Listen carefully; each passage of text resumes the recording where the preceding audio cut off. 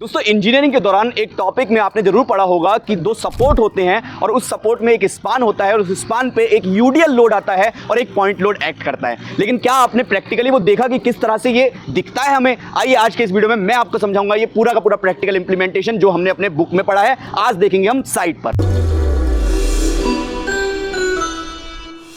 सबसे पहले जो वो दो सपोर्ट हैं, आइए वो दिखाता हूं आपको। पहला सपोर्ट जैसे कि एक कॉलम इज अ सपोर्ट और दूसरा कॉलम वहां पे दूसरा सपोर्ट हो गया। इन दोनों सपोर्ट के बीच में जो एक बीम है, ये बीम हो गई हमारी वो बीम जिस पे पूरे बिल्डिंग का लोड आने वाला है और ये बीम लोड को कैरी करेगी in the UDL form. UDL is uniformly distributed load के फॉर्म में, और वो लोड इन दो कॉलम पे क्या हो जाएगा, डिस्ट्रीब्यूट हो जाएगा in the form of WL/2, यानी कि आधा लोड इधर और आधा लोड इधर।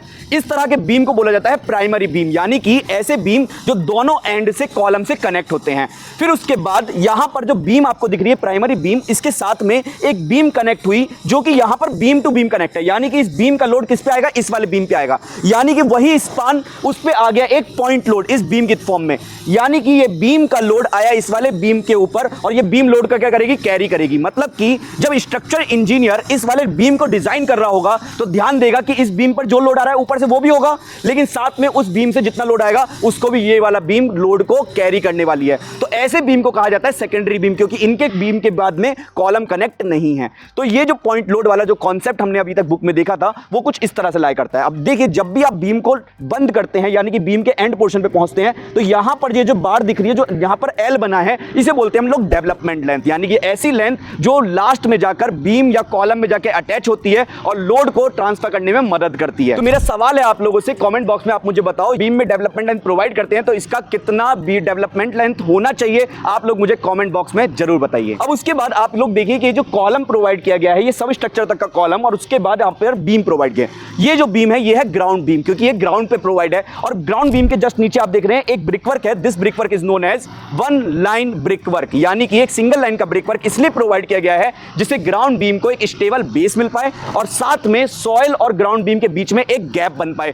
क्योंकि सॉइल, अगर ग्राउंड बीम को डायरेक्टली सॉइल पे प्लेस करूंगा तो यहां पर उसका वाटर सीमेंट रेशियो डिस्टर्ब हो सकता है, जिसकी वजह से मेरे कंक्रीट का स्ट्रेंथ कम हो सकता है। इस वजह से यहां पर एक स्टेबल बेस प्रोवाइड करने के लिए एक सिंगल लाइन का ब्रिकवर्क प्रोवाइड किया है। कमेंट बॉक्स में मुझे आप लोग बताइए कि एक ब्रिक का हाइट कितना होता है, इसका आंसर आप मुझे कमेंट बॉक्स में जरूर दीजिए। उसके बाद बात करते हैं कि यहां पर आप लोग देख रहे हैं कुछ दूरी पे स्टीरअप्स प्रोवाइड किए गए हैं।